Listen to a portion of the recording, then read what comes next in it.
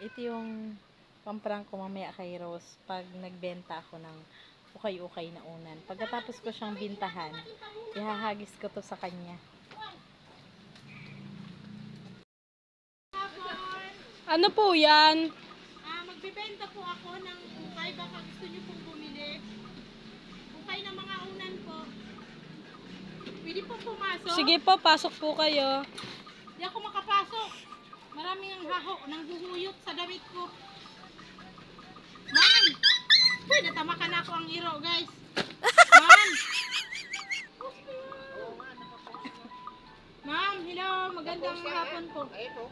Hoy, magkuskusan kayo dyan. Magandang hapon po. Ma'am! Ano po yan, madam? Dapat Ma'am, baka ano po yan, madam? Gusto niyo pong bumili ng unan? Magkano po yan? Mura lang po ito, maganda na po siya. Pwede ba ito lalabhan? Oo, siyempre lalaban. Alam nga, matulugan mo, marumi. Yes! 5 piso na lang po yan, ma'am. Wala man kahit tawad lang. Ang tatlo. Ayan, 5 piso po. Wala po kayong awa sa magtitinda. Wala.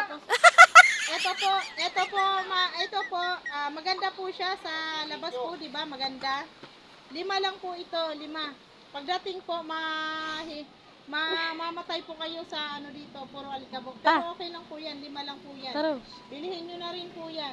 Sige, bilhin ko na rin ito. Opo. Tapos ito pa po, unan. Puro po unan tayo ngayon.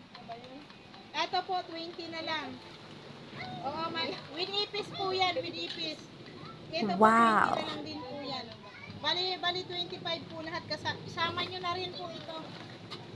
Wait lang po. Sama nyo na rin po yan.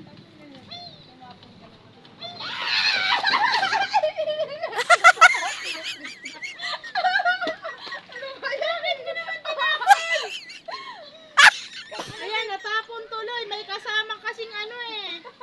May kasama kasing... Tulungan ko na po ito. Tulungan mo na ako. Bilhin mo na ito lahat ha. Cut ko na.